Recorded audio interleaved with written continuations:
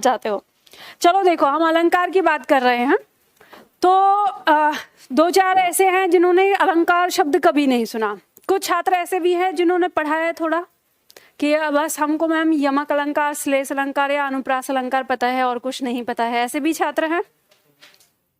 ऐसे छात्र हैं जिनके कि मैम हमने अलंकार पढ़े तो हैं लेकिन अलंकार समझ में नहीं आते, पहचान नहीं हो पाती है पंक्तियों में। ऐसे कितने छात्र हैं? समस्या होती है आपको, जो सबके साथ ही होगा। सबसे पहले मैं आप लोगों को बताती हूँ कि प्रश्न कैसा आएगा, ठीक है। तो प्रश्न एक ही तरीके से आता है। आपको जो परीक्षा में मिलेगा वो लाइनें मिलेंगी किसी पद की, पद समझते हो, ठीक है। किसी पद की लाइनें मिलेंगी, पद का मतलब होता है कविता, ठीक है। तो किसी पद की दो लाइनें होंगी और आपसे प्रश्न करेगा कि इसमें अलंकार क्या है। इसी तरह की फिर लाइनें मिलेंगी, आपको प्रश्न करेगा कि इसमें रस क्या है। तो यहाँ से जो आपके प्रश्न शुरू होंगे, पंक्ति लिखी हुई है, पंक्ति मिलेगी, इसमें अलंकार क्या है या कौन सा है, रस क्या है कौन सा है, ठीक है। आगे छंद क्या है कौन सा है, यही प्रश्न आपका रहेगा। और ये 3 टॉपिक हम यहाँ पे पढ़ने वाले हैं, ठीक है। रस में थोड़ी से पॉइंट बढ़ जाएगा, इसमें पूछ लेगा स्थायी भाव क्या है इसका, संचारी भाव क्या है, अनुभाव क्या है। तो ये सारी चीजें हमें यहाँ पे पढ़नी होंगी। बहुत सरल है, अगर ध्यान से देखेंगे तो बहुत सरल है, लेकिन अगर समस्या आएगी तो समस्या का समाधान है आपका शब्दावली में। यहाँ से ध्यान रखिए, आप लोगों को 3 पॉइंट पर ज्यादा अब घर जाके प्रैक्टिस करनी है। सबसे पहला पर्यायवाची, दूसरा आपका विलोम शब्द, और तीसरा आपका है अनेकार्थक शब्द, ठीक है। अनेकार्थक में पहला, दूसरा, तीसरा, चौथे सेट तक आप अगर उनका अर्थ भी ना समझे तो इतना समझ लें कि कौन कौन सा शब्द है जो हमारा अनेकार्थक में चल रहा है। तो ये आपको मदद करेगा अलंकार में और अलंकार के भाव को समझने में, ठीक है। चलिए शुरुआत करते हैं। हम अलंकार शब्द की बात करते हैं।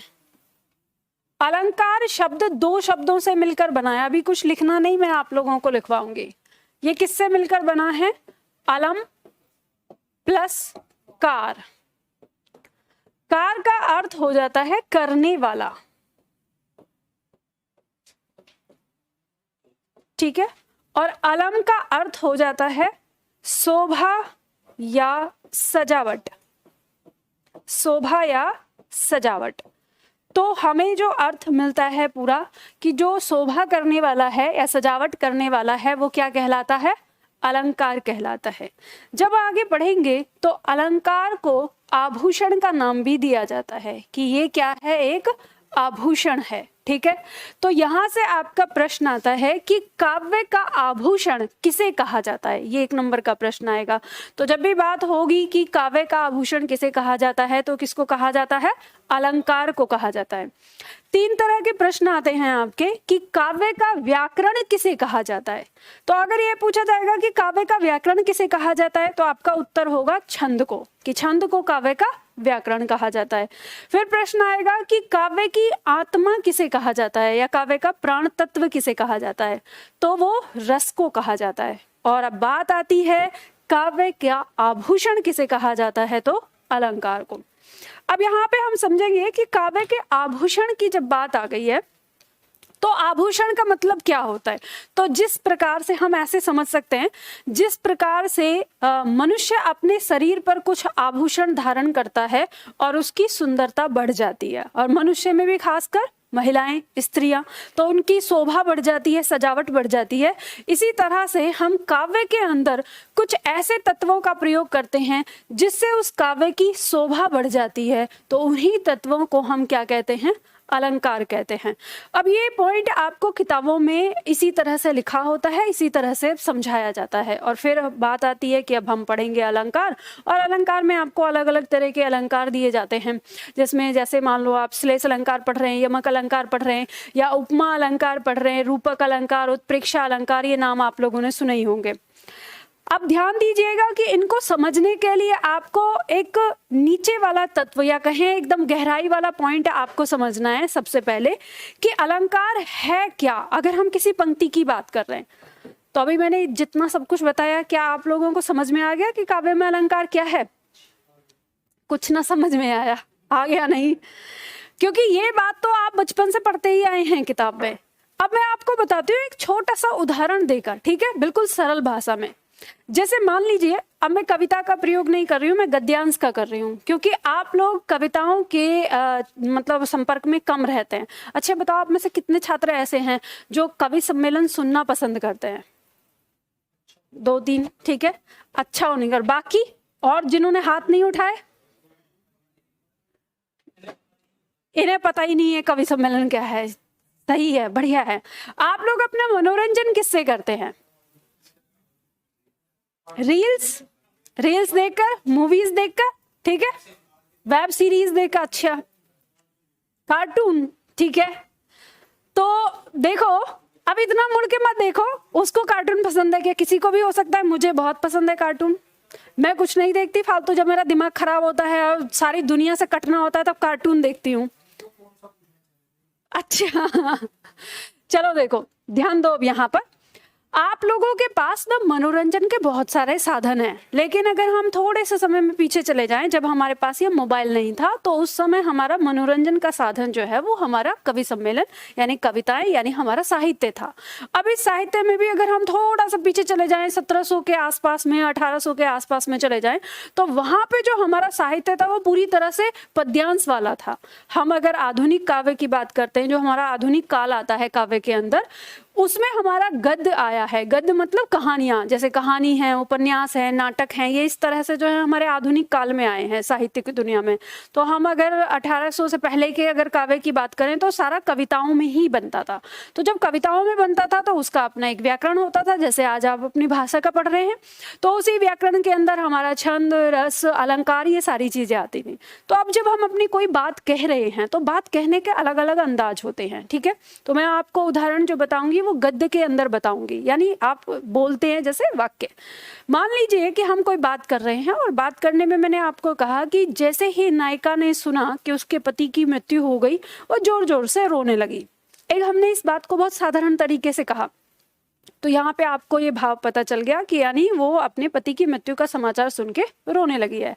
अब एक साधारण तरीका है कहने का, और वहीं अगर मैं इस तरीको दूसरे तरीके से कहूँ इस बात को कि जैसे ही उसने अपने पति की मृत्यु का समाचार सुना, उसकी आंखें मेघों के समान बरसने लगी।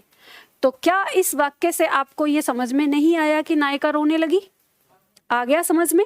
लेकिन ये पहली लाइन से कुछ ज्यादा प्रभावशाली लगा कि आंखें मेघों के समान बरसने लगी।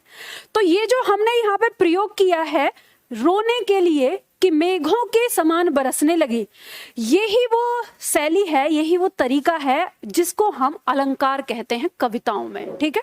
तो जब भी आप कवि पंक्ति में देखेंगे, खोजेंगे, तो ऐसा ही तत्व आपके सामने निकल के आएगा जिसे हम कहते हैं अलंकार।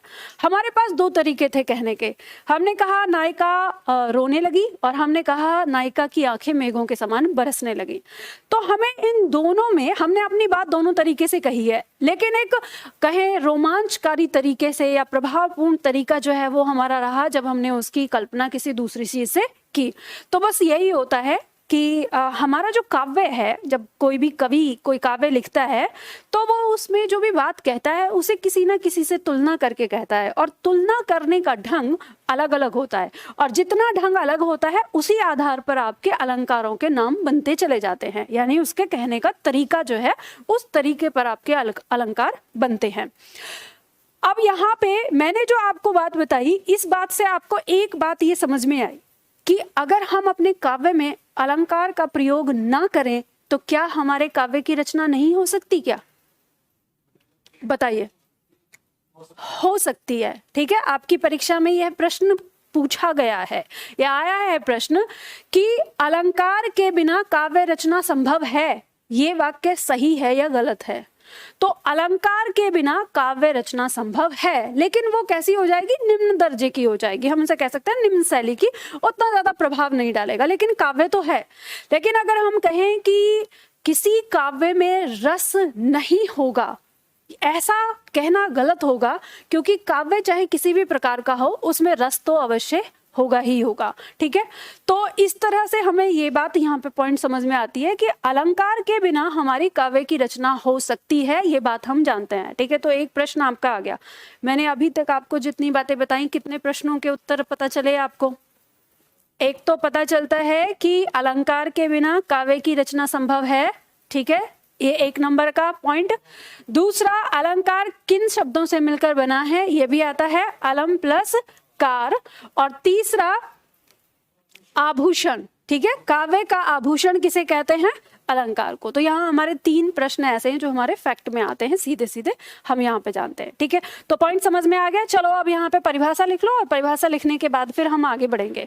तो यहाँ पे आपकी परिभाषा दी हुई है, जो हमने पढ़ा है कि अलंकार की परिभाषा में काव्य की शोभा बढ़ाने वाले तत्वों को अलंकार कहते हैं। तो परिभाषा यहाँ दी है, तो ऊपर जो आपका दिया हुआ है यहाँ पे लाइन लिख लो, अलंकार का शाब्दिक अर्थ है आभूषण।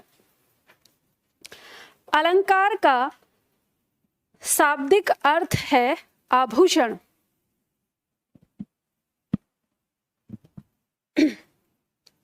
अलंकार का शाब्दिक अर्थ है आभूषण।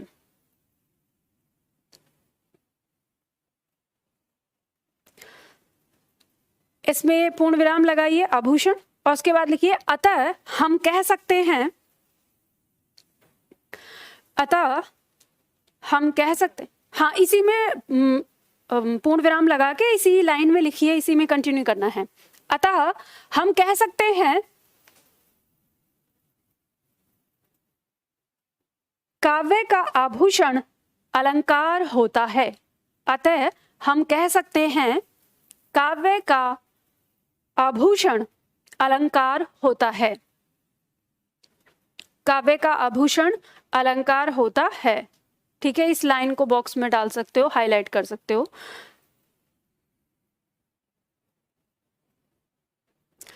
अब इसी लाइन में लिखना है आगे, अलंकार 2 शब्दों से मिलकर बना है। अलंकार 2 शब्दों से मिलकर बना है। बना है के बाद निर्देशक चिन्ह लगाइए।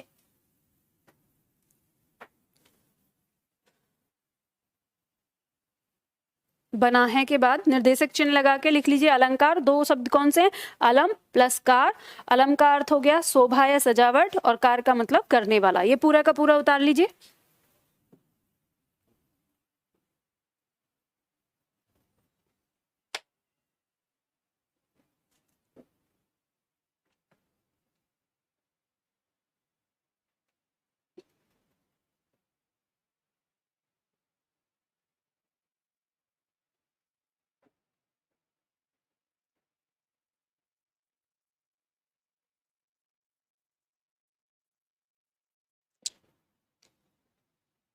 हो गया?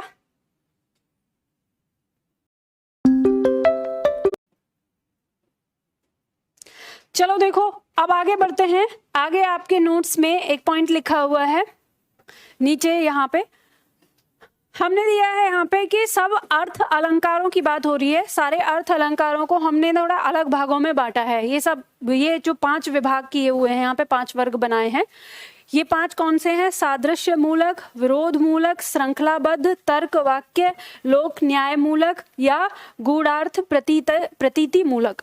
अब ये जो 5 प्रकार हैं, ये उन छात्रों के लिए हैं जिनको अध्यापक वाली परीक्षाओं में जाना है। ठीक है, तो यूपी स्पेशल वाली परीक्षाओं में यहाँ से प्रश्न नहीं आता है, ये पॉइंट है। और इसमें प्रश्न क्या आता है, जो अध्यापक वाली परीक्षा जो दे रहे हैं, आपसे ये पूछ सकता है कि ऐसे देखें कि निम्न में से सादृश्य मूलक अलंकार कौन सा है, और आपको विकल्प में मिल जाएगा, जैसे लिखा रहेगा कि यमक अलंकार है या प्रतीप अलंकार है। तो आपको विकल्प में क्या मिल रहा है, यहाँ दिख रहा है ना, प्रतीप अलंकार। तो ये अलंकार के नाम हैं जो आपके दिए, तो उनको ऐसे याद करना होगा। अभी 3-4 बार प्रश्न आया हुआ है और सादृश्य मूलक से ही आता है, तो इसमें आपको ये नाम याद कर लेने हैं कि रूपक अलंकार या उल्लेख अलंकार, संदेह या भ्रांतिमान। अब यहाँ पर इसके बारे में अगर मैं आपको थोड़ा सा विस्तार से समझाऊं कि इसके कहने का मतलब क्या है, तो इसके कहने का मतलब ये है कि सादृश्य का मतलब है, दृश्य मतलब दिखाई देने वाला, सा माने समान। जिन शब्दों में यानी जिन अलंकारों में उपमेय और उपमान समान दिखाई देते हैं, समान गुणधर्म वाले होते हैं, समानता जहाँ पे दिखाई जा रही होती है लेकिन उसके कहने का ढंग अलग होता है, तो उन अलंकारों को हम किस में रखते हैं, सादृश्य मूलक में रख लेते हैं। जैसे हमारा मान लो रूपक हो गया, तो रूपक में जो हमारा अलंकार होता है उसमें उपमेय और उपमान को दोनों से तुलना की जाती है, कि यानी उपमेय रूपी उपमान कह दिया जाता है हम रूपक में जब कहते हैं, ठीक है। इसी तरह से अब मान लो जैसे भ्रांतिमान हम पढ़ते हैं अलंकार, तो हम पढ़ेंगे कि जब हमें उपमेय में उपमान होने का भ्रम हो जाता है, मतलब तो उसके समान है तभी तो भ्रम हो रहा है। तो इन सारे जितने भी आपके अलंकार के नाम लिखे हुए हैं यहाँ से लेके यहाँ तक, इन सारे अलंकारों में क्या होगा कि उपमेय और उपमान जो है गुणधर्म के आधार पर एक जैसे होंगे। अब विरोध मूलक की बात हो जाती है, तो इसमें क्या होता है कि वहां पे विरोध दर्शाता है। जैसे मान लो हम जो पढ़ेंगे यहाँ पे विरोधाभास अलंकार पढ़ेंगे, तो विरोध, देखो ये विरोध आभास लिखा है ना, विरोधाभास है, इसमें आ लगा लो।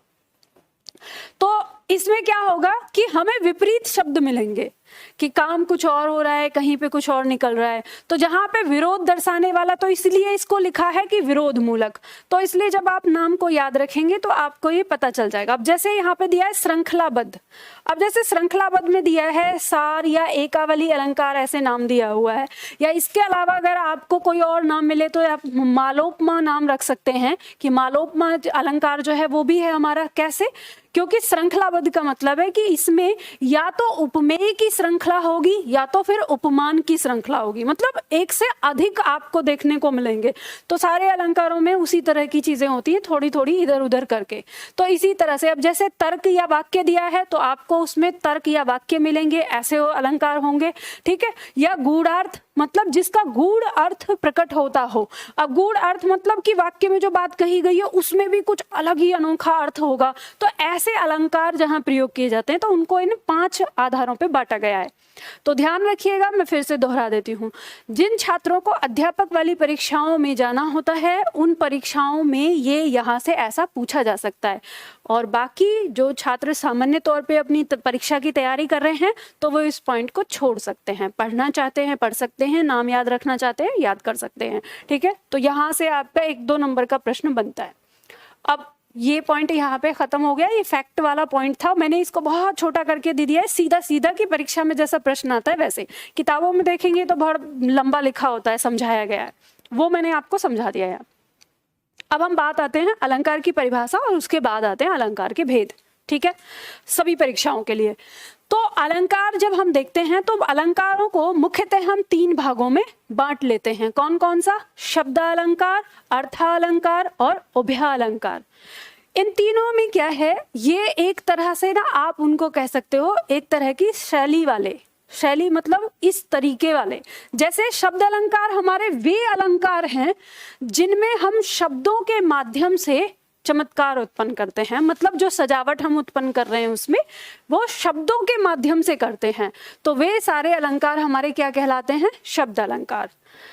अब जिन अलंकारों के अर्थ में चमत्कार उत्पन्न होता है उनको हम अर्थ अलंकार के अंदर रखते हैं। और उभया अलंकार, आप ध्यान रखिएगा, इसको लेके फिर हिंदी में विवाद ना हो ऐसा तो संभव ही नहीं है।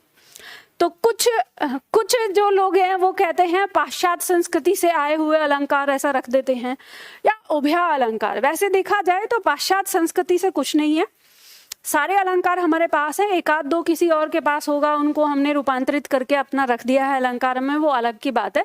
लेकिन हर भाषा का अपना एक साहित्य होता है और अपने भाषा की अपनी एक शैली होती है उस तरह की। तो हमारा जो उभय का मतलब है यहाँ पे, तो उभय शब्द का मतलब होता है दोनों।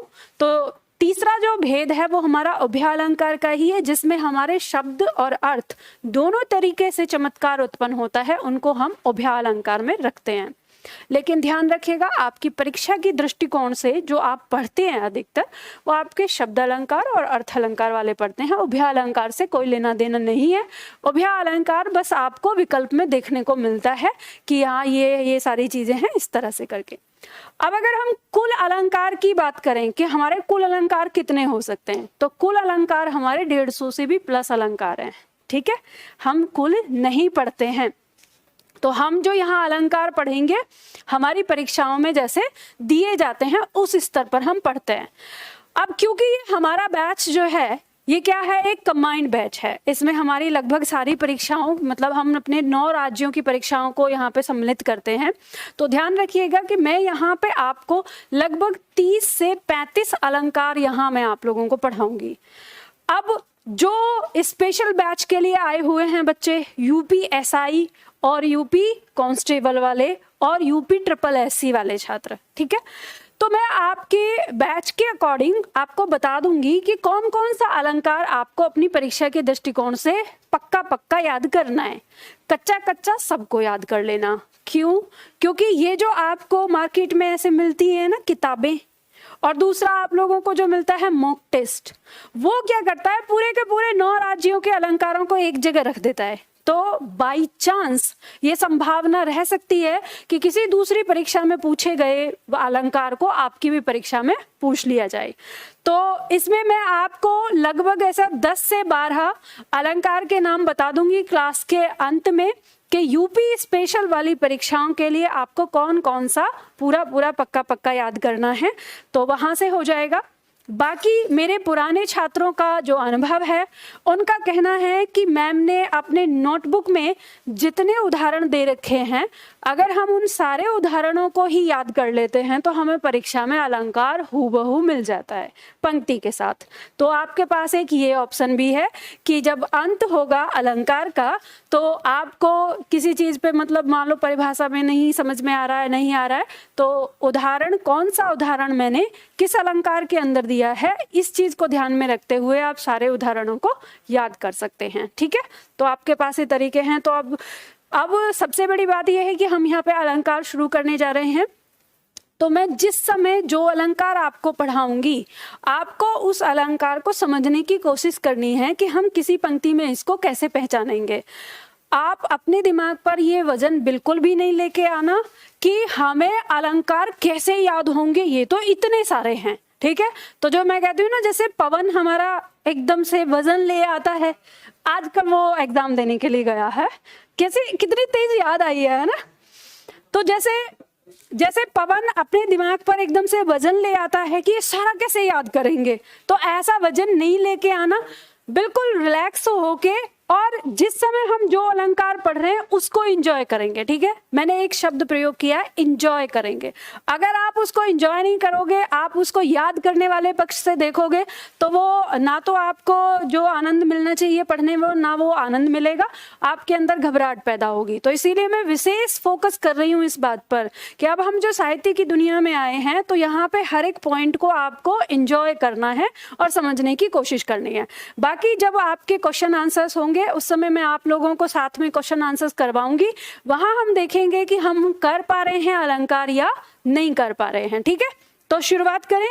तो हम शुरुआत करते हैं अलंकार में। सबसे पहले हमारे शब्द अलंकार की। शब्द अलंकार में हमने यहाँ पे देखा शब्द अलंकार क्या है, तो इसकी परिभाषा कहती है, जब किसी अलंकार में शब्दों के माध्यम से चमत्कार उत्पन्न होता है तो उसे हम शब्द अलंकार कहते हैं। अब ध्यान रखना, हमारी विभिन्न परीक्षाओं के पाठ्यक्रम को ध्यान में रखते हुए जो हम यहाँ पे शब्द अलंकार में पढ़ने वाले हैं अलंकार, वो कौन कौन से हैं?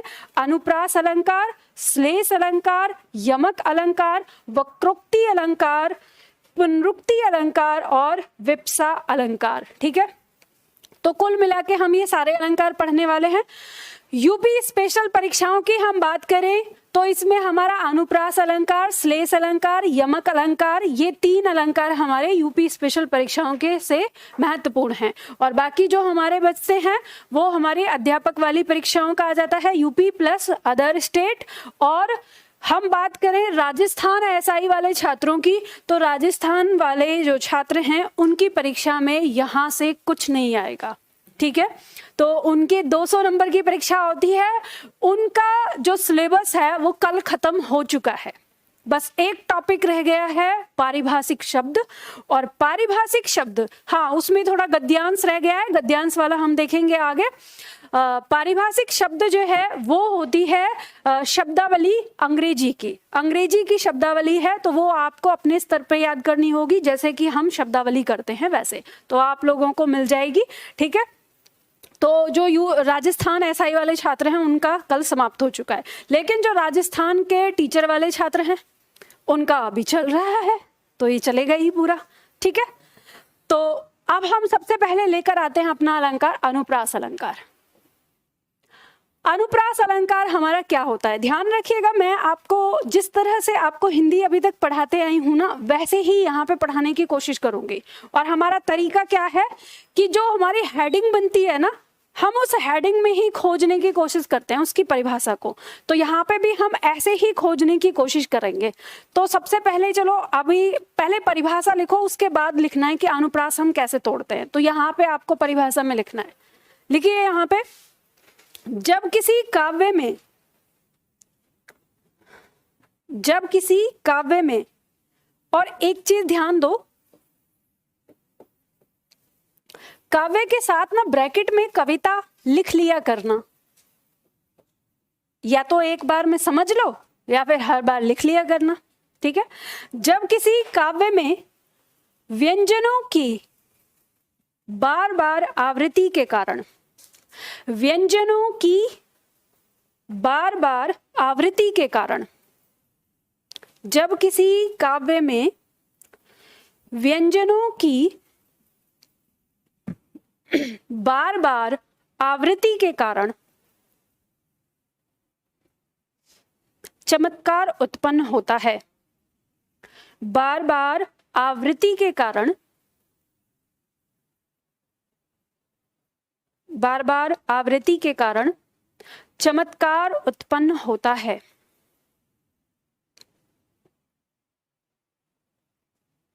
चमत्कार उत्पन्न होता है, अल्पविराम लगाइए, वहां अनुप्रास अलंकार होता है, वहां अनुप्रास अलंकार होता है।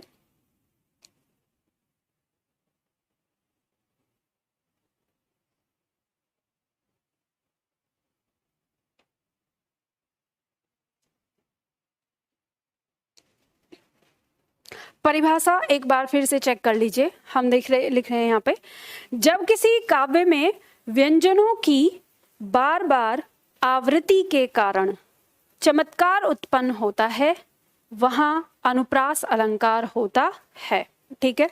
इसमें जो आपको फोकस करना है, जो बार बार आवृत्ति, इसको इसके नीचे अंडरलाइन कर लीजिए, इसको फोकस करिए, बार बार आवृत्ति, ठीक है, यही है आपकी परिभाषा।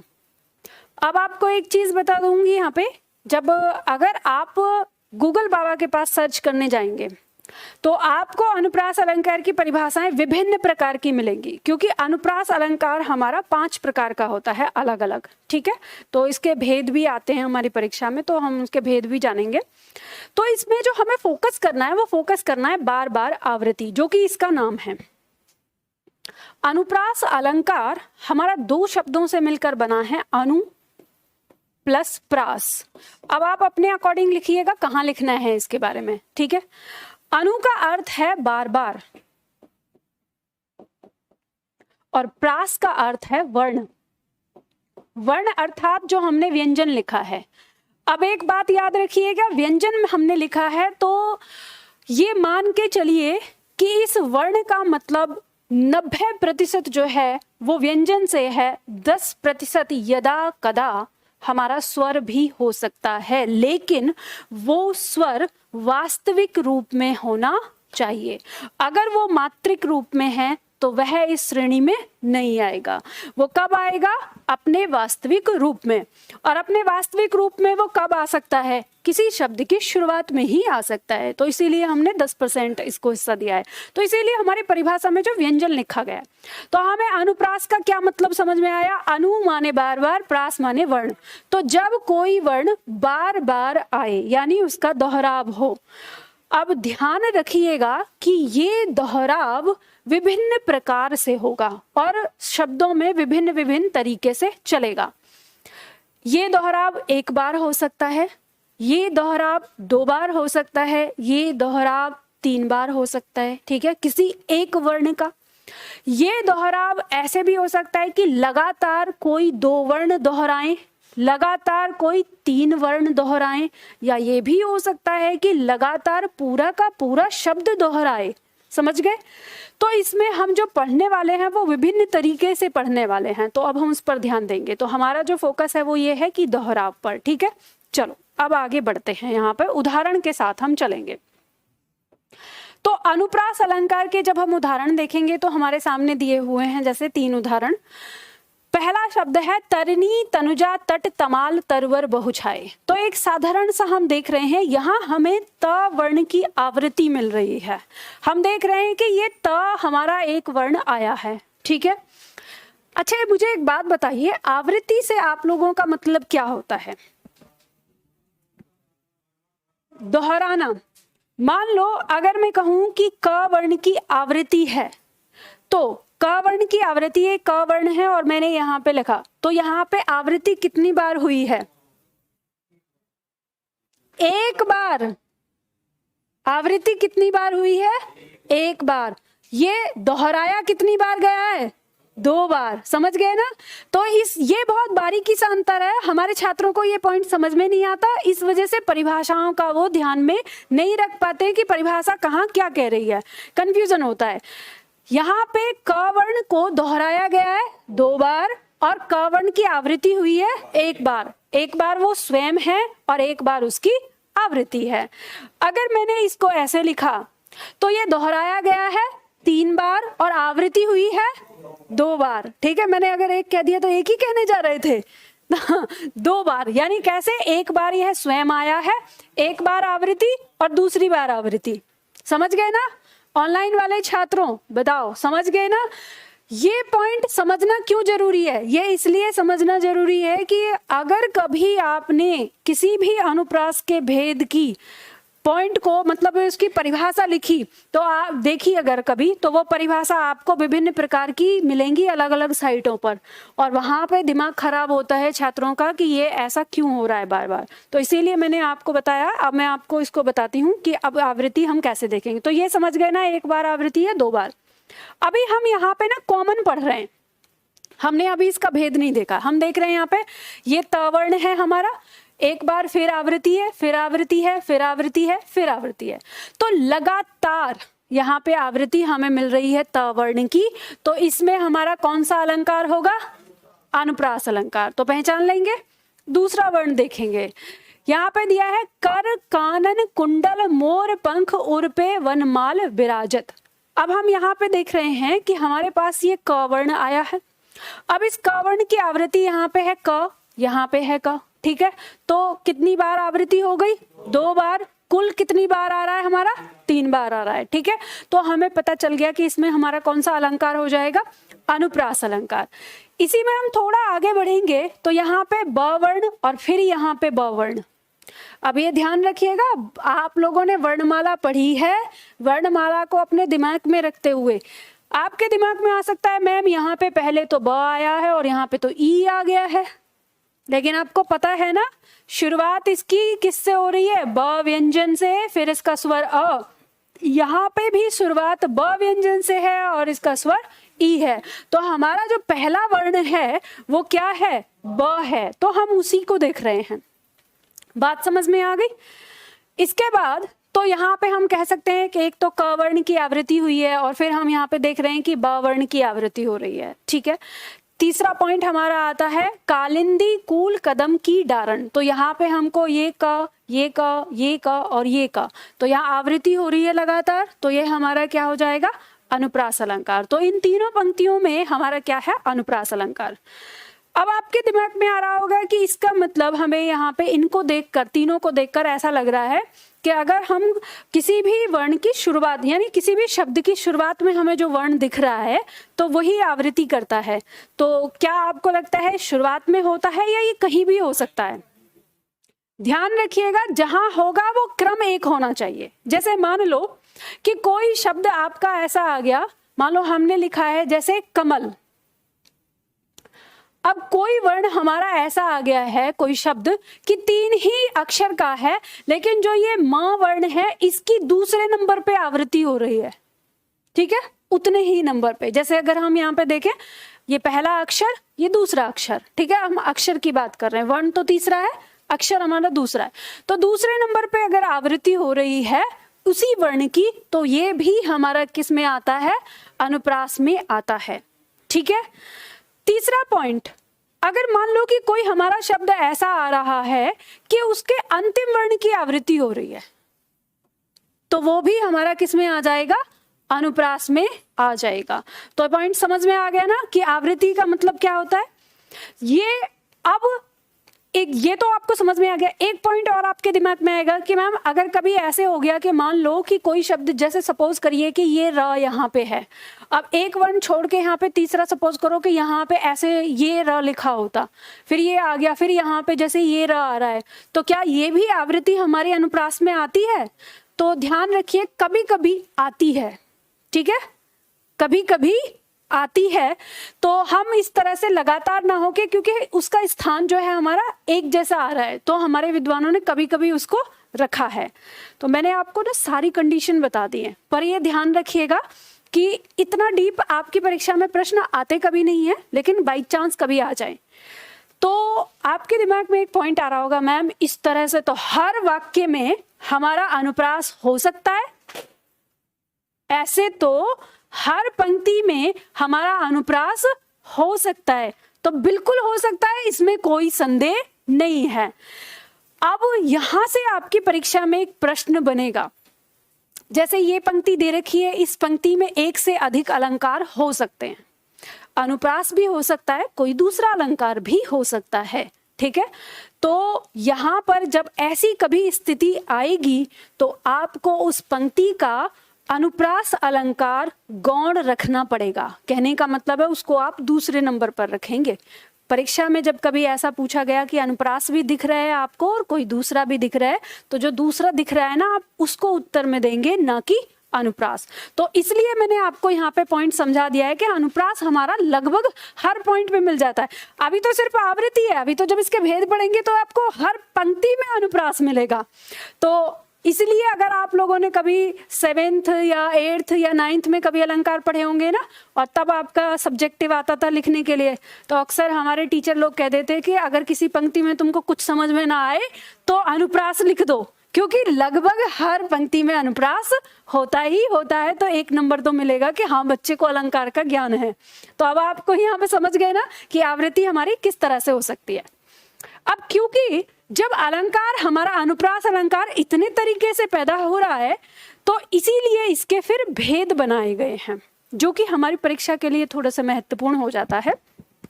भेद बनाए हैं। अनुप्रास अलंकार को हमने 5 प्रकार में बांटा है: छेकानुप्रास, वृत्त्यानुप्रास, लाटानुप्रास, अंत्यानुप्रास और श्रुत्यानुप्रास। अब ये 5 प्रकार के हैं। हम एक तरफ से ना इनको आराम से पढ़ते हैं, पढ़ते समय घबराना नहीं है। लास्ट में आपको मैं 2 सेकंड में इनका अंतर बता दूंगी, ठीक है। कभी अब ये सोचे कि मैम याद कैसे करेंगे, क्योंकि दिमाग पे वजन डाल लेते हो ना कि याद कैसे करेंगे। याद करने के लिए ट्रिक बताऊंगी, ठीक है। तो चलो एक एक करके इनको पढ़ने की कोशिश करते हैं। सबसे पहले आता है छेकानुप्रास अलंकार। लिखिए इसकी परिभाषा, इसमें लिखिए, जब किसी पंक्ति में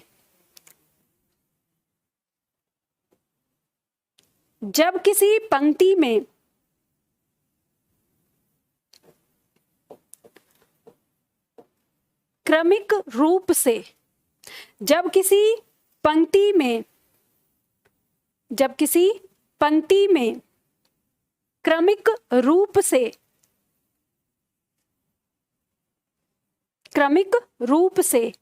एक व्यंजन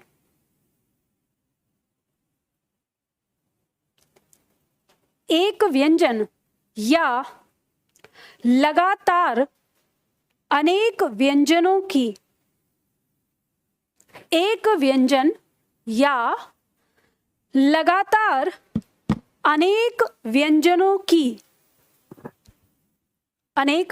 की आवृत्ति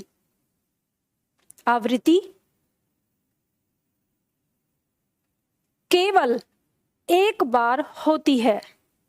आवृत्ति केवल एक बार होती है।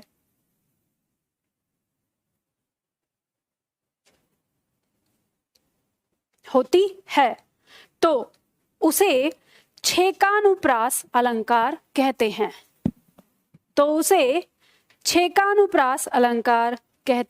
हैं।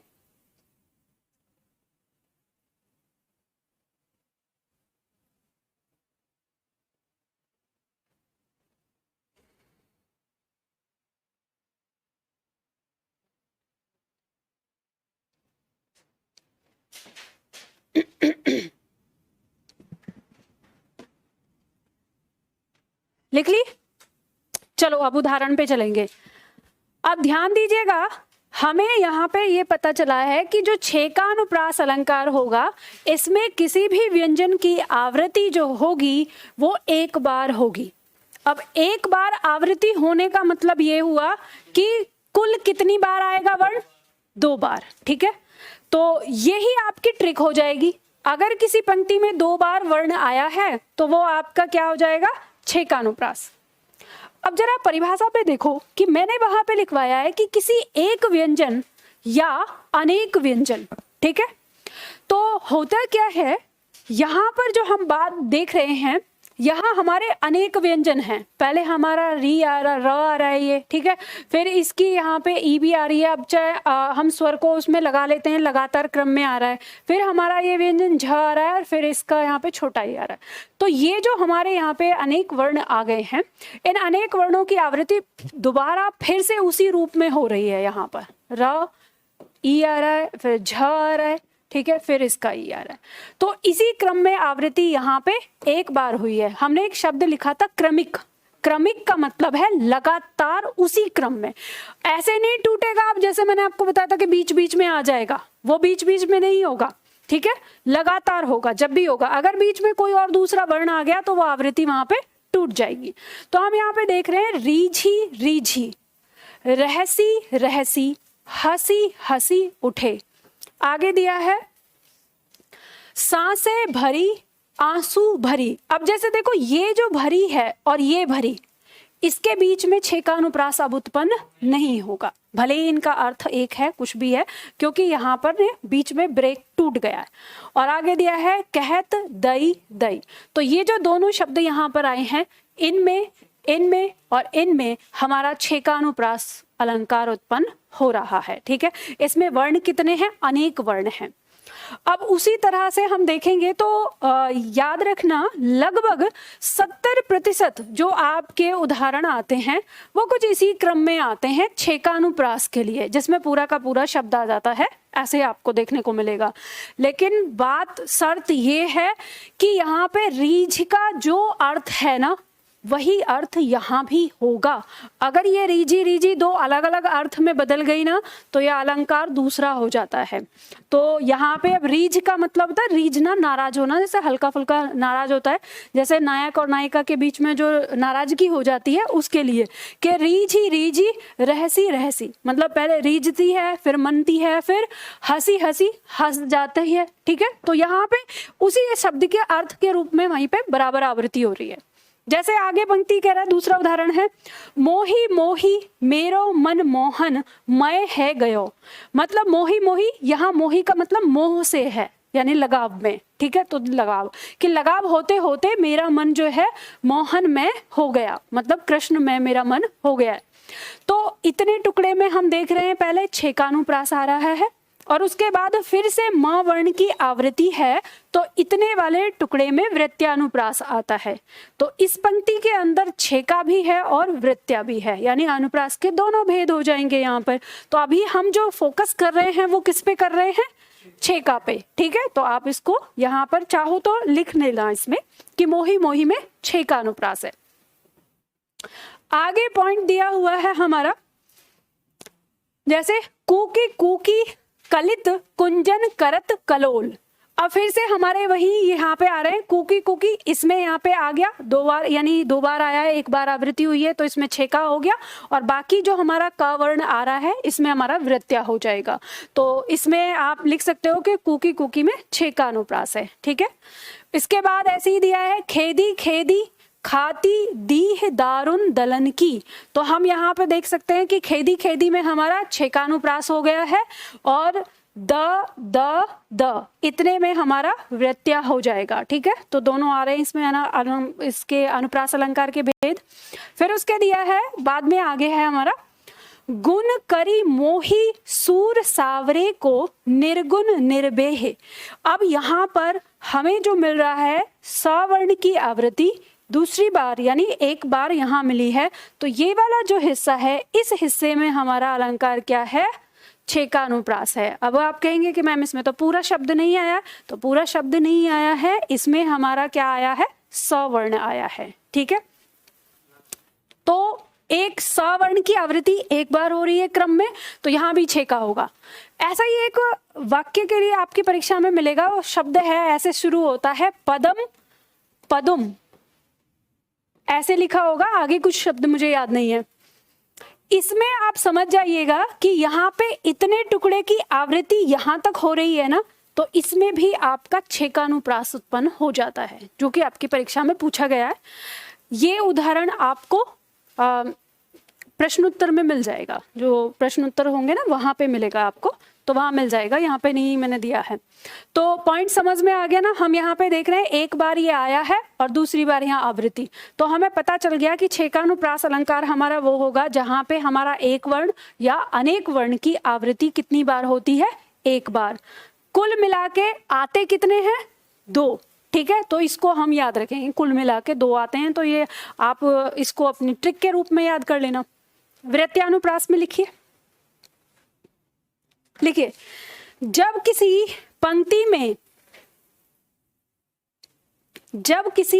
पंक्ति में किसी व्यंजन की आवृत्ति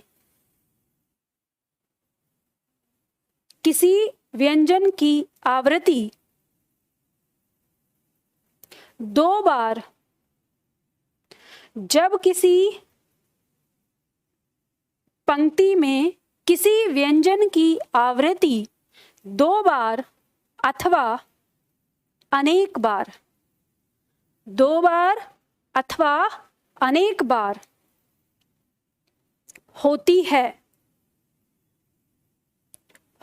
है तो उसे वृत्यानुप्रास अलंकार कहते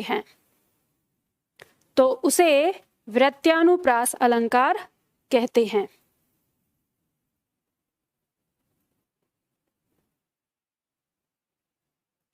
जब किसी पंक्ति में किसी व्यंजन की आवृत्ति 2 बार अथवा अनेक बार होती है तो उसे वृत्यानुप्रास अलंकार कहते हैं।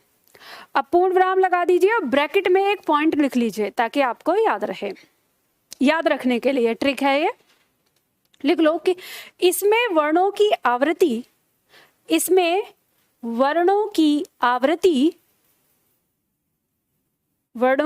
आवृत्ति शुरुआत, इसमें वर्णों की आवृत्ति शुरुआत, मध्य अथवा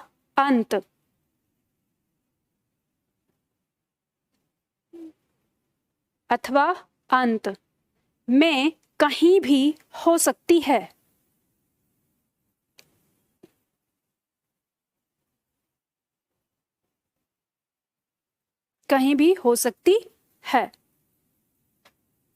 पूर्ण विराम लगा के एक पॉइंट लिख लो, आवृत्ति क्रमतः नहीं होती। आवृत्ति क्रमतः का मतलब हो गया लगातार क्रम से जो हम बोल रहे हैं, ठीक है। ये कंपलसरी नहीं है कि कोई आवृत्ति क्रमतः नहीं होती, ठीक है। तो बीच में ब्रेक भी हो सकता है ब्रेक ना भी हो, ठीक है। अब देखो यहाँ पे जो मैंने आप लोगों को ये दोनों जो समझाया है वहां पर, ये जितनी भी आपकी परीक्षा मतलब जो आपको परिभाषाएं मिलेंगी गूगल पे या कहीं आप किसी भी वीडियो में जाएंगे, तो हर जन ने ना किसी एक परिभाषा को पकड़ लिया है और एक परिभाषा को पकड़ के उसकी व्याख्या कर देते हैं। इसी कारण से जो है वो हमारा क्या है, विवाद है। तो मुझे भी हमेशा यही समस्या रही कि मैं भी नहीं समझ पाती थी कि किस पॉइंट को सही माना जाए, किस पॉइंट को नहीं सही माना जाए। तो जब मुझे ये ग्रंथ मिला अलंकार का, यहाँ पे जो रखा हुआ है ना, तो मैंने इसमें अध्ययन किया, तो इसमें बहुत स्पष्ट रूप से सारे भेदों के बारे में दिया हुआ है कि ये ऐसे ऐसे होता है। तब मुझे समझ में आया कि लोगों ने मतलब जिसको जैसे मिला वैसे उठा के गूगल पर डाल दिया और अब आप माथा पच्चीसी करते रहो और पूछते रहो एआई से। एआई का भी खोपड़ी ऐसे ही घूमती है जैसे हमारी घूमती है, वे किस में रखें, कभी वो कौन सी परिभाषा ला के रख देती है ऊपर, कभी कौन सी ला के रख देती है। तो ये ठीक बिल्कुल ऐसे है ये जैसे कहानी सुनी है आपने कि अंधों के देश में एक बार हाथी आ गया था, वो कहानी सुनी है? अरे तो आप मतलब बचपन जी के आए हो या सीधे ही अवतरित हो गए हो इतने बड़े ही? एक बार एक गांव में कुछ अंधे रहते थे, ठीक है, तो उस गांव में हाथी आया। उनकी इच्छा हुई कि हाथी हमें भी देखना चाहिए। तो अब क्योंकि वो देख नहीं सकते तो अंधे जो होते हैं वो किसी भी चीज को छूकर उसके बारे में पता करते हैं, ज्ञान लेते हैं। तो किसी व्यक्ति ने ले जाके उनको छोड़ दिया कि देखो ये हाथी है, अब छूकर देख लो। तो सबने हाथी को छुआ और अपना अपना व्यू बनाया। तो अब सब लोग छू के आ गए और देख लिया, तो अब आके बैठ गए, चर्चा करने लगे। बोले हाथी तो सांप के जैसा होता है। दूसरे ने कहा तेरा दिमाग खराब है, हाथी तो दीवार के जैसा होता है। तीसरे ने बोला अरे तेरा दिमाग खराब है, हाथी झाड़ू के जैसा होता है।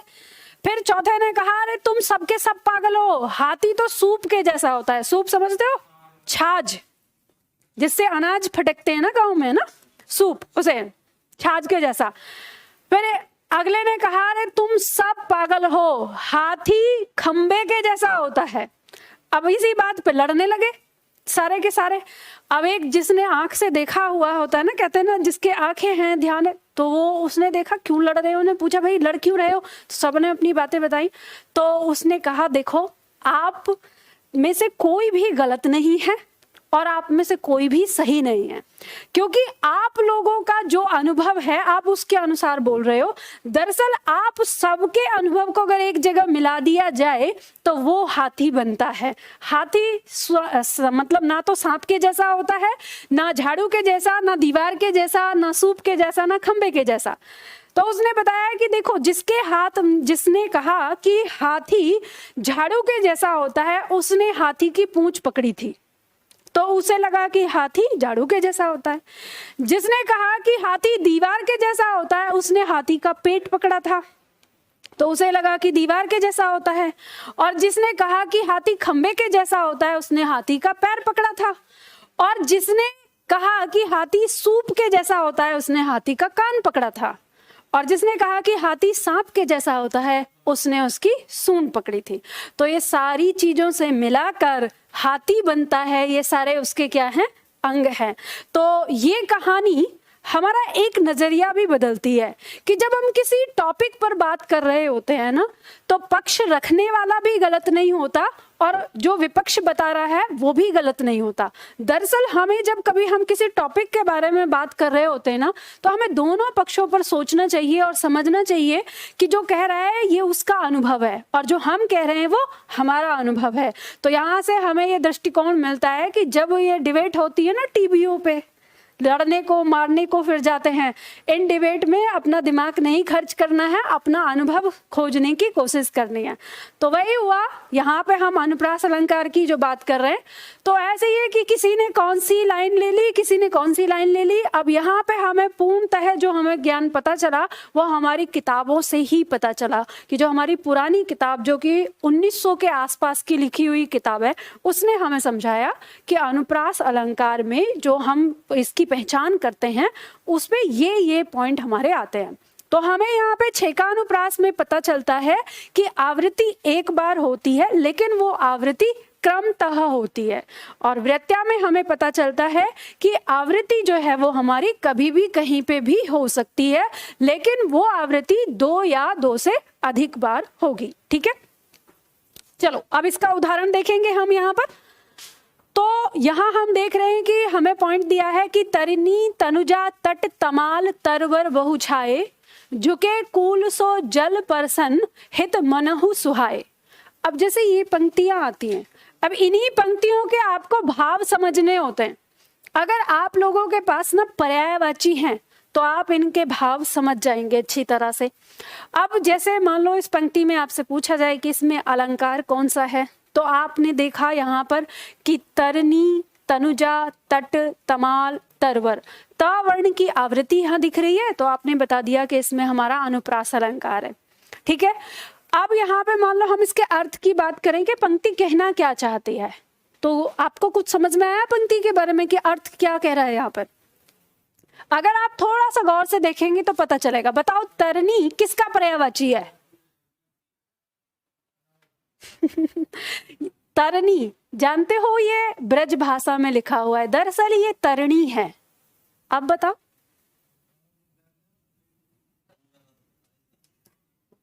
तनुजा का मतलब बता दो। बेटा, तनुज होता है। अरे बड़ा तनुज माने बेटा तो बेटी हो जाएगा ना, ठीक है। तनुजा माने बेटी हो गई। अब आगे सोचो, तट माने किनारा, और तमाल माने, तमाल वृक्ष का नाम है, ठीक है। आगे तरुवर, तरु माने पेड़, ठीक है। बहु माने बहुत सारे, छाए माने छाए हुए हैं। तो क्या पता चला, नदी के किनारे बहुत सारे पेड़ छाए। देखो ये जो तरणी है इसका मतलब है सूर्य। सूर्य तनुजा यानी सूर्य की पुत्री, और सूर्य की पुत्री कौन है? यमुना। तो यानी यमुना के तट पर तमाल के बहुत सारे वृक्ष छाए हुए हैं। मैंने अभी आपको क्या बताया था, अलंकार कैसे उत्पन्न होता है। बात को हम थोड़ा अलग ढंग से कहते हैं, घुमा फिरा के। जैसे कहा सीधा सीधा कहें कि वह रोने लगी, और सीधा हमने उसको घुमा फिरा के कहा कि आंखें मेघों के समान बरसने लगी। तो अलंकार प्रयोग कर रहे हो ना यहाँ पर, तो वही बोला है ना हम। सीधा कहने के लिए कि यमुना के किनारे तमाल के वृक्ष छाए हुए हैं ये कह सकते हैं, लेकिन उसमें अलंकार कैसे उत्पन्न होगा। तो हमने यहाँ पे लिया तरनी, तनुजा, तट, तमाल, तरुवर, बहुछाए। यानी तरनी की तनुजा यानी सूर्य की पुत्री अर्थात यमुना, ठीक है। तो जो आप जब किसी भी पंक्ति का भाव समझने जाते हो ना, तो ऐसे ही होता है, और इसी में ही हमारा जो आनंद हमें मिलता है। समझ गए? चलो सारे पंक्तियों को अब के बाद क्या करना है, ऐसे ही याद करने की कोशिश करनी है ना। ये अरे अब तो आगे झुके कूल वहां यानी उसके किनारे पे झुके हुए हैं, और फिर पंक्ति है, हमें तो बस अलंकार ढूंढना है ना, या पूरा ही भाव समझोगे? चलो आगे समझाऊंगी आगे समझाऊंगी। आज अभी हम थोड़ा आगे बढ़ जाते हैं। चारु चंद की चंचल किरणें खेल रही हैं जलथल में। चारु का मतलब है सुंदर, ठीक है। चंद्र मतलब चंद्रमा। तो सुंदर चंद्रमा की चंचल किरणें खेल रही हैं जलथल पर बिखरी हुई हैं। हमें इसमें हम देख पा रहे हैं कि हमारा चावर्ण, चवर्ण और चवर्ण की आवृत्ति हो रही है। तो इसमें हमारा कौन सा अलंकार हो जा रहा है, यहाँ पर वृत्यानुप्रास अलंकार हो जा रहा है, ठीक है। फिर आगे दिया है शेष गणेश महेश दिनेश सुरेशहु जाहे निरंतर गावे। अब इस पंक्ति में हम देख पा रहे हैं सवर्ण की आवृत्ति हमारी अंत में हो रही है। तो यहाँ हमारा क्या हो जा रहा है, वृत्यानुप्रास अलंकार आ जा रहा है, ठीक है। हमारे हरिल की लकड़ी। अब आपको हरिल की लकड़ी का मतलब भी नहीं पता होगा कि क्या होता है। हरिल कहते हैं उस तोते को जो हरियल तोता, हाँ ठीक है। तो हरियल तोता क्या होता है? हरियल तोता हमेशा अपने पैरों में एक लकड़ी पकड़े रहता है। अब ये उसका रहना, क्योंकि उसका कहना है, मानना है कि वो अपने पेड़ पे ही रहेगा और उस पेड़ के अलावा कहीं और नहीं जा सकता। उसका लगाव ना पेड़ से बहुत ज्यादा होता है। तो वो हरियल तोता जो होता है वो पैर में हमेशा लकड़ी लगाकर पानी भी पिएगा या कहीं नीचे बैठेगा भी तो लकड़ी को साथ में लेके। अब इसी उदाहरण को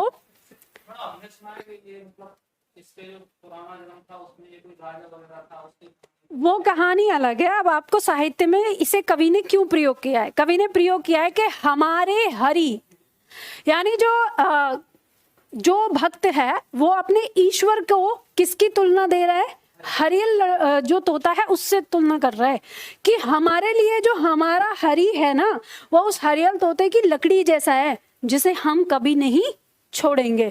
तो मतलब जैसे कुछ लोग ना किसी एक चीज कहते हैं ना, अरे क्या ये बार बार एक ही राग आलापता रहता है, ये इसका ये राग हो गया या हरियल तोता हो गया, ऐसे बोलते हैं ना, जो उदाहरण देते हैं। पता नहीं आप लोग बोलते हो नहीं बोलते हो, क्योंकि अब आप बड़े बुजुर्गों से तो दूर हट गए हो और काव्य की दुनिया आपकी चेंज हो गई है। तो आप समझ लो नहीं पता है तो आप समझ लो, अब पता चल गया ना। मान लो कि कोई व्यक्ति अगर किसी एक बात का आप कितना ही उसको तर्क वितर्क दें और ये चीजें, वो उसको राग छोड़ ही नहीं रहा, तो उसे कहो भाई तेरा कुछ नहीं हो सकता, क्योंकि ये मामला तेरे लिए हरियल की लकड़ी हो गया है। तो वहां पे एक तरह से आप मुहावरे के रूप में उसको प्रयोग करते हैं। तो ये पंक्ति वही है। अब यहाँ पे देखो कवि ने प्रयोग किया था ह वर्ण, ह वर्ण और ह वर्ण की आवृत्ति कितनी बार हो गई? 2 बार हो गई। आगे दिया है कालिंदी कूल कदम की डारन। अब यहाँ पे फिर आपके सामने आ रहा क क और फिर का। कालिंदी किसका पर्यायवाची है? यमुना का, ठीक है। कालिंदी कूल, कूल माने किनारा, ठीक है। कदम, अब कदम के पेड़ हैं, ठीक है। तो यहाँ पे हम मतलब कि यमुना के किनारे कदम की डारी पर।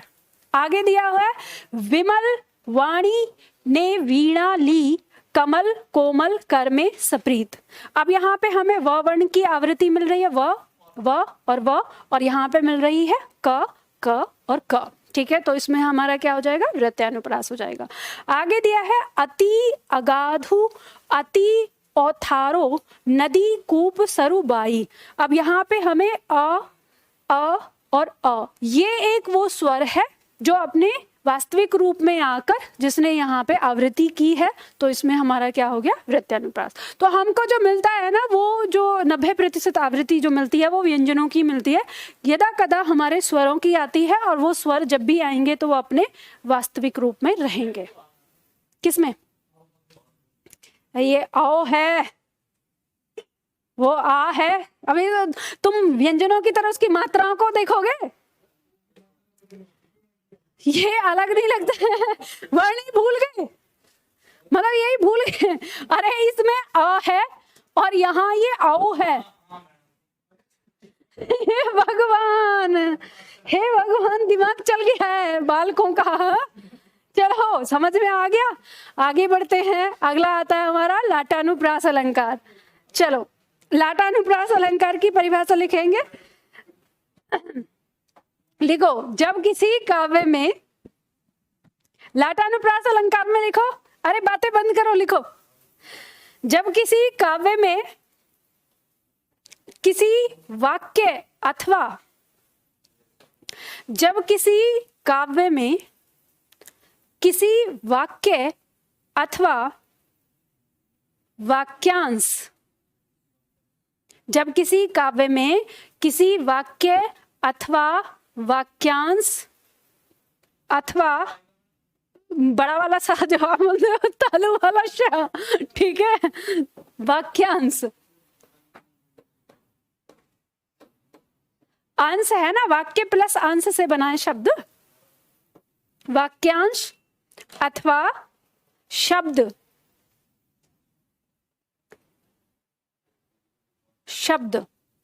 की आवृत्ति उसी अर्थ में होती है। वाक्य अथवा शब्द की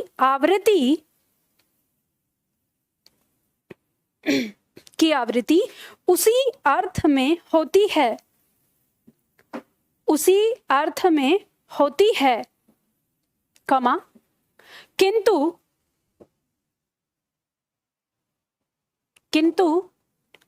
उसके अन्वय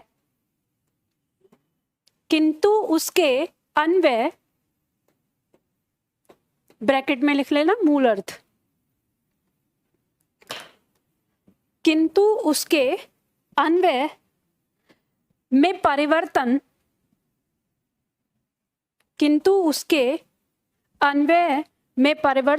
होता है, किंतु उसके अन्वय में परिवर्तन होता है, वहां लाटानुप्रास अलंकार होता है, वहां लाटानुप्रास अलंकार होता है।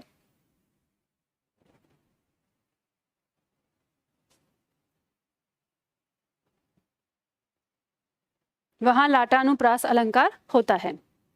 आपके दिमाग में ये विचार आएगा कि मैम जब हम अनुप्रास अलंकार पढ़ रहे हैं तो अनुप्रास में तो वर्णों की आवृत्ति होती है, तो यहाँ पे वाक्य, वाक्यांश या शब्द की आवृत्ति क्यों हो रही है? तो ध्यान रखिएगा, यहाँ पर ये मैंने आपको पहचान के तौर पर यहाँ पर लिखवाया है ताकि आप ये पहचान करवा सके। यहाँ ब्रैकेट में लिख लीजिए, लाट शब्द का शाब्दिक अर्थ होता है समूह।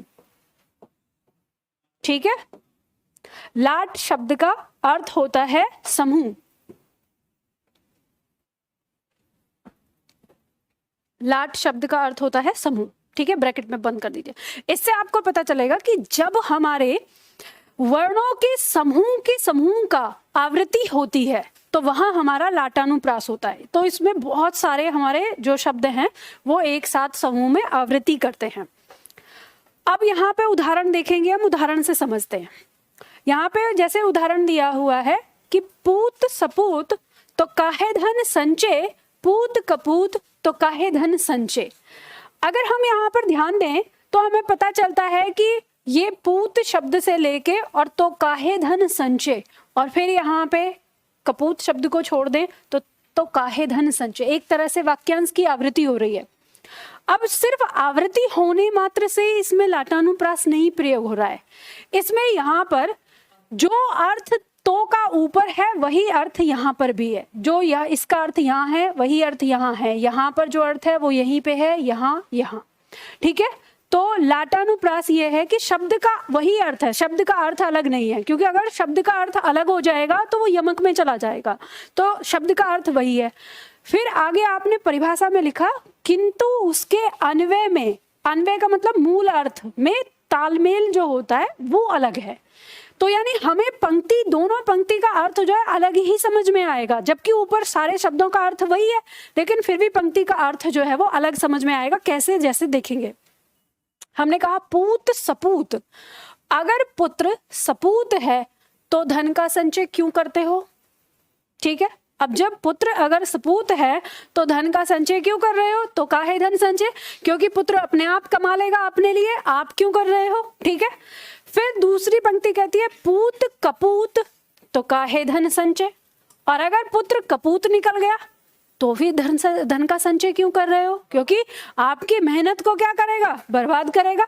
तो समझ गए? आगे जीवन में याद रखना, बहुत पते की बात दी है यहाँ पर।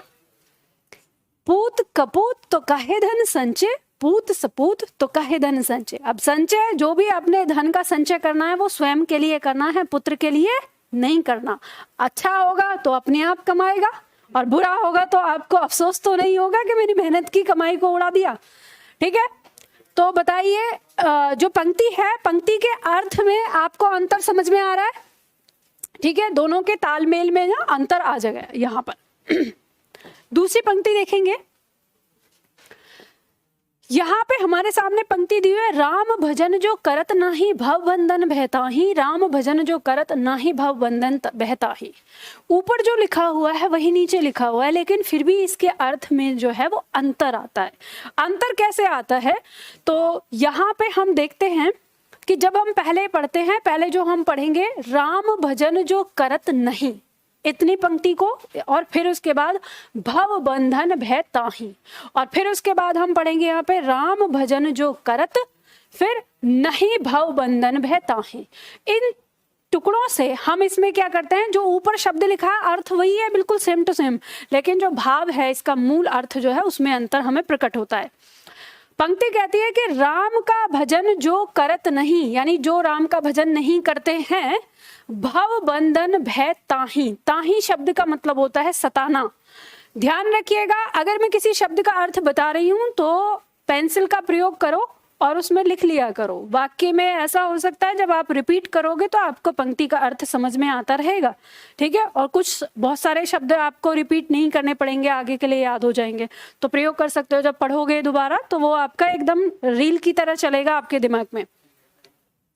तो ताही शब्द का मतलब हो गया सताना। ठीक है, अब भाव बंधन का मतलब यहाँ पे हो गया जो हमारे, जैसे हमें आध्यात्म बताता है कि हम जन्म कर्म के इन बंधनों में चले हुए हैं, हमें मोक्ष मिलेगा नहीं मिलेगा, ये तमाम तरह की बातें जो हमारे दिमाग में होता है इस भव सागर के बंधन का।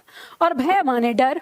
ठीक है, तो हमें ये बात पता चल गई कि राम का भजन जो नहीं करते हैं उन्हीं को भव बंधन का भय सताता है। आगे पंक्ति कहते हैं राम भजन जो करत, और राम का भजन जो करते हैं नहीं भव बंधन भयता ही, तो उनको इस संसार का भव बंधन का भय नहीं सताता है। ठीक है, तो पंक्ति में हमें अंतर समझ में आ गया। चलो आगे देखेंगे हम, अगला पॉइंट आ रहा है हमारा, पिया निकट जाके नहीं घाम चांदनी ताही, पिया निकट जाके नहीं घाम चांदनी ताही। फिर ऊपर वाली पंक्ति के जैसा ही यहाँ पे आया है।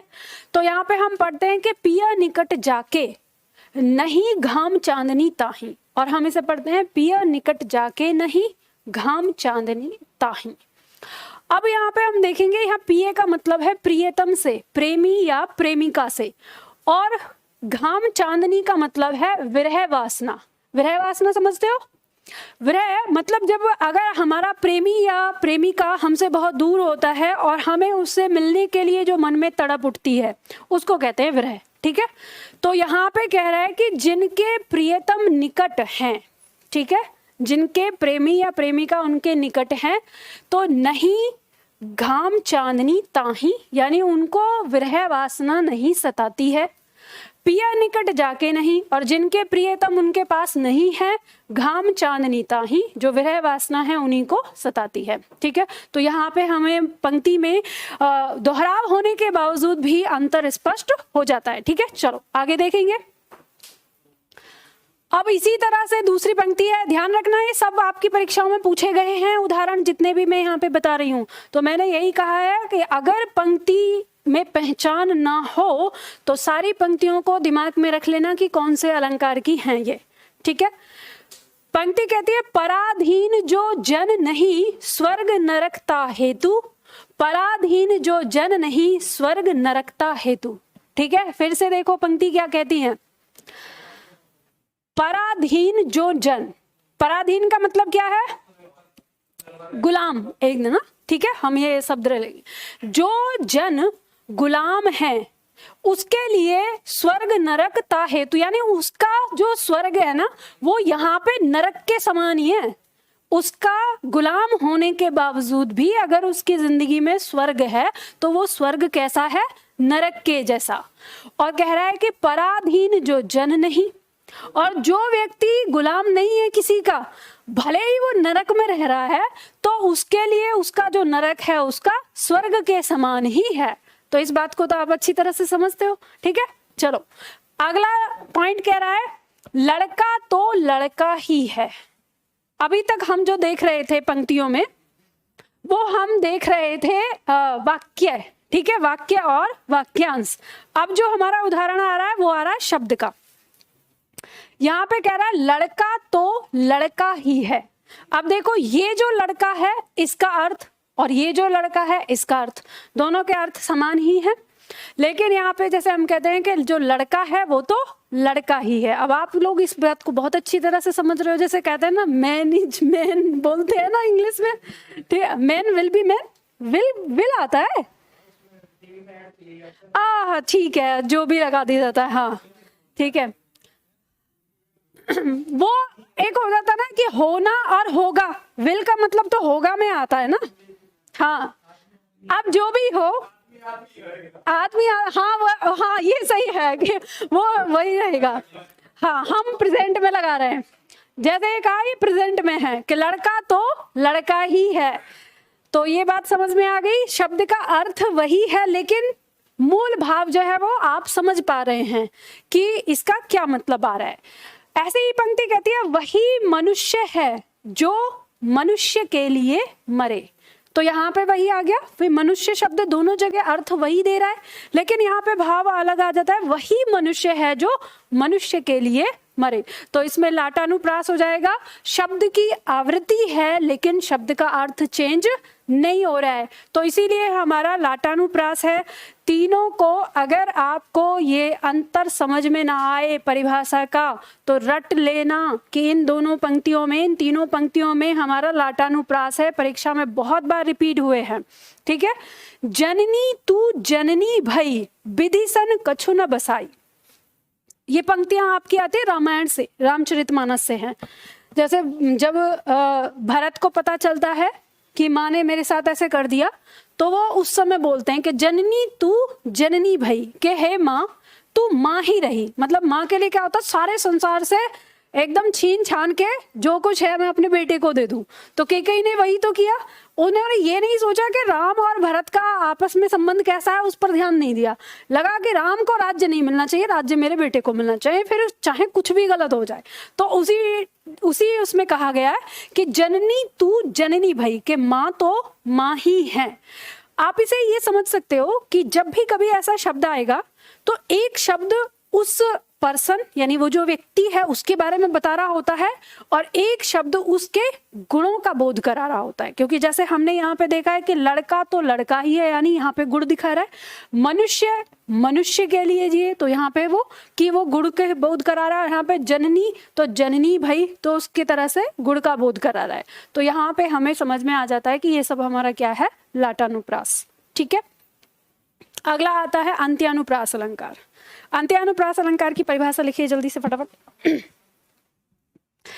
ये अलंकार जो है ना, इनको पूरा कर लेते हैं, इसलिए जाने की जल्दी मत मचाना। जो ये हैं पांचों अलंकार, क्योंकि कल के लिए नहीं छोड़ेंगे, हो जाएगा एक साथ। हाँ लिखिए, जब किसी काव्य में, जब किसी लिखना, जब किसी काव्य की पंक्ति के, जब किसी काव्य की पंक्ति के अंतिम अक्षर, जब किसी काव्य की पंक्ति के अंतिम अक्षर, ब्रैकेट में लिखना है चरणांत,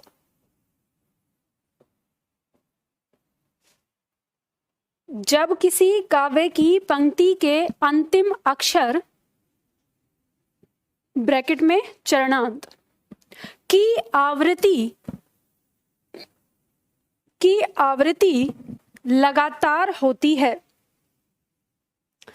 की आवृत्ति लगातार होती है,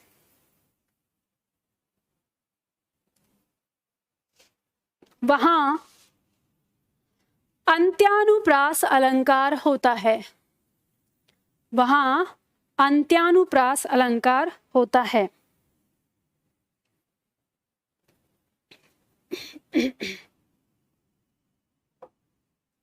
वहां अंत्यानुप्रास अलंकार होता है।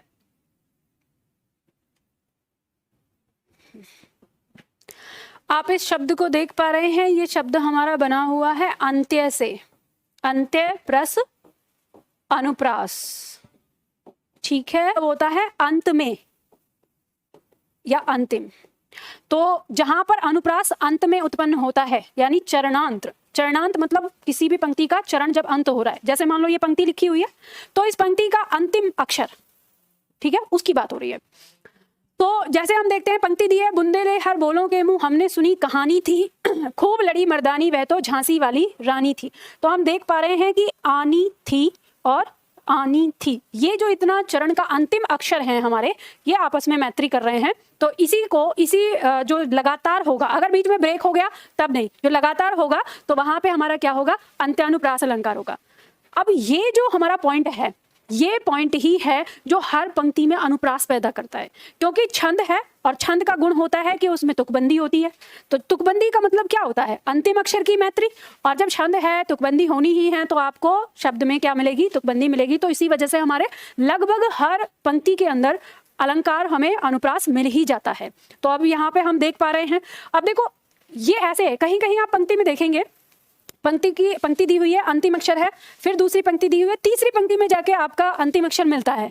तो जब ऐसे ब्रेक आ जाएगा वहां अंत्यानुप्रास नहीं होगा। ठीक है, ये ध्यान रखना। लगातार आता है तो वहां पे अनुप्रास रहेगा। ठीक है, ये अंत्यानु, जैसे उदाहरण दिया है हमारा, बस मौन में गंभीरता है बड़प्पन वेश में, जो बात और कहीं नहीं वह है हमारे देश में। तो यहाँ पे आपको मिल रहा है, प्रभु जी तुम दीपक हम बाती, जाकी जोत बरे दिन राती। यहाँ पे हमको अंत में मिल रहा है, ऐसी वाणी बोलिए मन का आपा खोए। तो यहाँ खोए या ओए जो दिया है, औरन को शीतल करे आपहु शीतल होए। ठीक है, तो अंतिम मिल रहा है यहाँ पे। इसके अलावा इसमें और अनुप्रास अलंकार भी हो सकते हैं। तो ये हमको लगभग हर पंक्ति में मिल जाता है, तो अनुप्रास आ जाएगा। ठीक है, बात समझ गए। अगला 5वां श्रुत्यानुप्रास अलंकार। लिखिए इसकी परिभाषा। श्रुत्यानुप्रास अलंकार क्या कहता है? जब किसी काव्य में एक ही उच्चारण स्थान वाले, जब किसी काव्य में एक ही उच्चारण स्थान वाले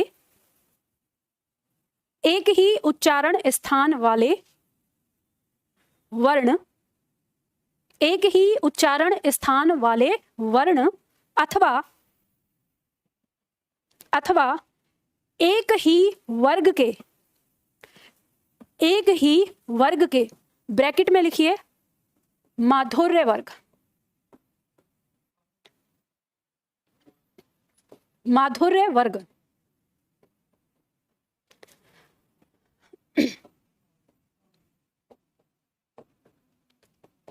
ठीक है, ब्रैकेट में लिख लिया, एक ही वर्ग के माधुर्य वर्ग त वर्ग को कहते हैं। ठीक है, त था द द न, ये हमारी साहित्य की दुनिया में आता है, व्याकरण वाले उसमें नहीं है। यहीं से चीजों को उठा के कुछ लोगों ने वहां पे भी रख दिया है। मैंने आपको बताया, याद हो अगर आपको मेरी बातें, तो जब मैंने आपको वर्णमाला में कहा था कि आपको बहुत सारे शब्द सुनने को मिलेंगे, माधुर्य वर्ग क्या होता है, या कठोर वर्ग क्या होता है, या शुभ वर्ण कौन सा है, अशुभ वर्ण कौन सा है, ऐसी शब्दावली अगर कहीं आपने सुनी हो वर्णमाला के अंदर, तो ये आजकल के जो टीचर हैं अपने आप को अनोखा दिखाने के लिए उसको वर्णमाला में ही पढ़ाने लगते हैं, जबकि वो शब्दावली किसकी है? छंद की है। और हम लोगों को वहां तक जाने की आवश्यकता नहीं होती। वो लोग पढ़ते हैं उन सारी चीजों को जिनको कवि बनना है, जिनको साहित्य में कविताएं करनी है, तो वो लोग उस वर्णावली को पढ़ते हैं। लेकिन क्योंकि आजकल सबको कि हम अपना अनोखा दिखाएं, तो इसलिए वहां से खोद के लाके, यानी जो साहित्य की दुनिया का हिस्सा है उसको भी यहाँ पे लाके रख देते हैं। तो इसलिए मैं अपने बच्चों को समझाती हूँ कि इन सबके पीछे नहीं पढ़ना है, जितना आपकी परीक्षा के लिए जरूरी है उतना सीखेंगे। तो माधुर्य वर्ग हमारा पूछ लिया जाता है, तो हमने जान लिया कि माधुर्य वर्ग कह रहे हैं हम तथा ददन न को, और माधुर्य शब्द बना है हमारा मधुर से, मतलब जिन वर्णों के से बनने वाले शब्द जब हम इनका उच्चारण करते हैं तो हमारी जो वाणी होती है वो मधुर होती है, यानी मधुरता आती है इस पंक्ति में। तो इसीलिए स्पेशल हम इसको माधुर्य वर्ग का नाम देते हैं। ठीक है, तो क्या लिखा? माधुर्य वर्ग के वर्णों की आवृत्ति होती है, वर्ग के वर्णों की आवृत्ति होती है, तो वहां श्रुत्यानुप्रास अलंकार होता है।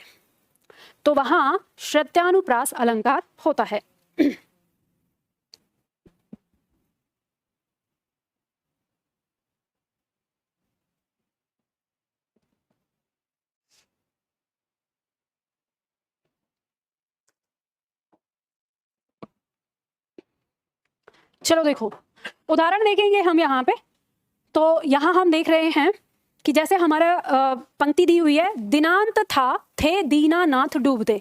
यहाँ दीनानाथ का मतलब सूर्य से है, यानी दिन के नाथ, दिन के स्वामी। दिनांत का मतलब है दिन का अंत अर्थात शाम। ठीक है, तो दिन का अंत था और दीनानाथ यानी सूर्य जो है वो डूब रहे थे। सधैनु, धैनु माने गाय, स माने सहित, तो गाय के सहित आते ग्रह, ग्रह माने घर, ग्वाल माने ग्वाल बाल। ठीक है, तो ग्वालों के बालक जो हैं वो गायों के समेत घर की ओर आ रहे हैं और दिन का अंत हो रहा है और दीनानाथ यानी सूर्य डूब रहे हैं। तो पंक्ति ने ये बात यहाँ पे प्रदर्शित करी है।